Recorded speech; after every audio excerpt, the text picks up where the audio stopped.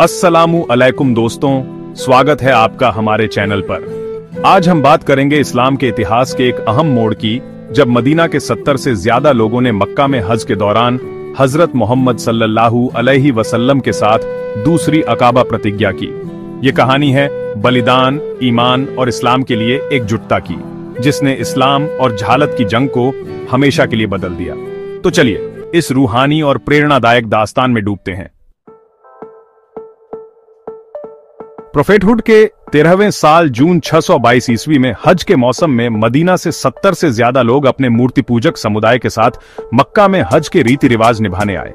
उनके बीच बार बार यह सवाल उठ रहा था, क्या अब समय नहीं आ गया कि हम मोहम्मद सल्लल्लाहु अलैहि वसल्लम की हिफाजत करें, बजाय इसके कि उन्हें मक्का की पहाड़ियों में अकेला, लावारिस और ठोकरें खाता छोड़ दें। मक्का पहुंचने के बाद उन्होंने चुपके से पैगंबर सल्लल्लाहु अलैहि वसल्लम से संपर्क किया और तशरीक के दिनों यानी धुल हिज्जा के 11वें, 12वें और 13वें दिन में रात को अल अकाबा की पहाड़ी पर पिछले साल की मुलाकात वाली जगह पर गुप्त रूप से मिलने का फैसला किया। अंसार यानी हेल्पर्स के एक लीडर काब बिन मलिक अल अंसारी रज़ियल्लाहु अन्हु ने इस ऐतिहासिक मुलाकात का ब्यौरा दिया, जिसने इस्लाम और मूर्ति पूजा के बीच की जंग को बदल दिया। उन्होंने कहा, उसी रात हम अपने लोगों के साथ अपने कैंपों में सोए। रात का 1/3 हिस्सा बीतने के बाद हम चुपके से निकले और पास की एक पहाड़ी पर इकट्ठा हुए। हम 73 मर्द और 2 औरतें थीं, नुसैबा बिन्त काब जो नज्जार से थीं और अस्मा बिन्त अम्र जो बनी सलमा से थीं। हम पैगंबर सल्लल्लाहु अलैहि वसल्लम का इंतजार कर रहे थे। वे अपने चाचा अल अब्बास बिन अब्दुल मुत्तलिब के साथ आए, जो खुद मुसलमान नहीं थे, लेकिन उन्होंने हमें हिदायत दी कि हम उनके भतीजे को अपने कबीले की हिफाजत से दूर न ले जाएं, जब तक कि हम अपनी जान जोखिम में डालकर भी उनकी हिफाजत करने को तैयार न हों। ए खजरज के लोग, अरब लोग अंसार को चाहे खजरज हों या औस, खजरज ही कहते थे। आप सभी जानते हैं कि मोहम्मद हमारे बीच कितने सम्मानित हैं। हमने उन्हें अपने लोगों से जितना हो सका हिफाजत दी है। वे अपने कबीले में इज्जत और सुरक्षा में हैं। वे किसी और के साथ नहीं, बल्कि आपके साथ जुड़ना चाहते हैं। अगर आप वादा निभाने और दुश्मनों से उनकी हिफाजत करने में सक्षम हैं, तो इस जिम्मेदारी को उठाएं। लेकिन अगर आप उन्हें अपने साथ ले जाकर बाद में धोखा देंगे या छोड़ देंगे, तो अभी उन्हें छोड़ दें, क्योंकि वे अपने कबीले में सम्मान और सुरक्षा में हैं। हमने आपकी बात सुन ली। अब ए अल्लाह के रसूल, आप बोलें और अपने रब और अपने लिए हमसे जो चाहें वादा लें। यह एक दृढ़ रुख था, जो पूरी हिम्मत, जज्बे और गहरे ईमान को दर्शाता था कि वे इस भारी जिम्मेदारी को उठाने और इसके गंभीर परिणामों को सहने के लिए तैयार थे। पैगंबर सल्लल्लाहु अलैहि वसल्लम ने फिर इस्लाम की तालीम दी और प्रतिज्ञा ली गई। इमाम अहमद ने ज़बिर के हवाले से बताया कि अंसार ने पैगंबर से पूछा कि वे किन सिद्धांतों पर प्रतिज्ञा लेंगे।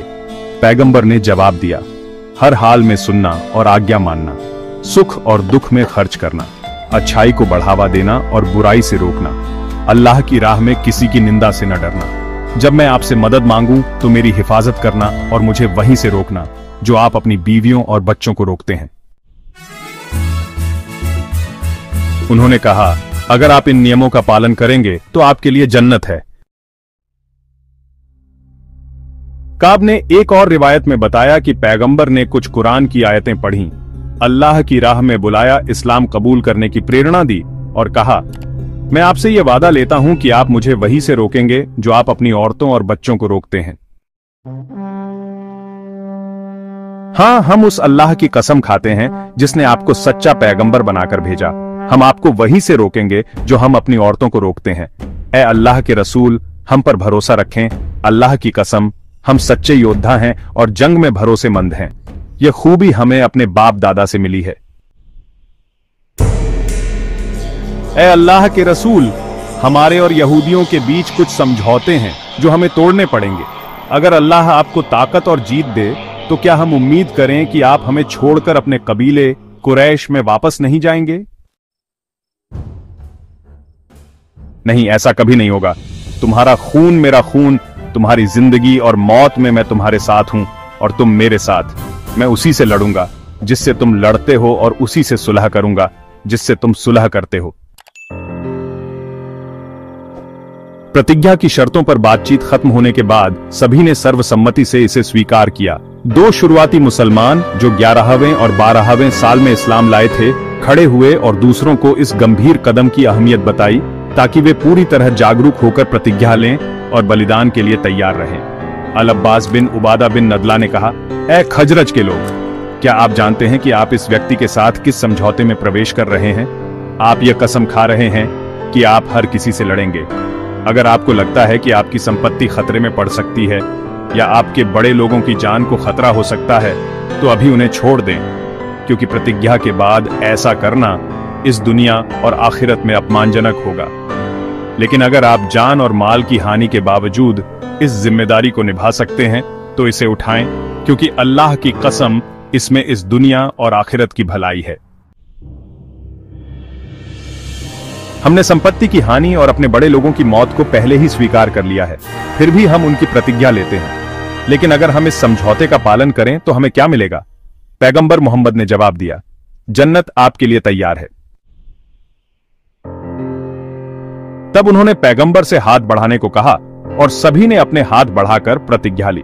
उस समय असद बिन जुरारा को एहसास हुआ कि लोग अल्लाह की राह में बलिदान के लिए तैयार हैं। जाबिर ने कहा, जब हमने पैगंबर सल्लल्लाहु अलैहि वसल्लम को प्रतिज्ञा देना शुरू किया तो असद बिन जुरारा खड़े हुए और बोले, ए यथरिब के लोग, धीरे धीरे समझो।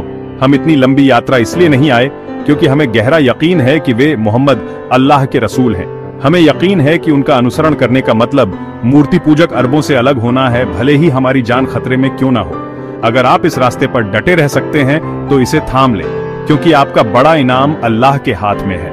लेकिन अगर आप डरते हैं तो मैं आपको सलाह देता हूं कि अभी इसे छोड़ दें, फिर अल्लाह के सामने आपका बहाना ज्यादा कबूल होगा।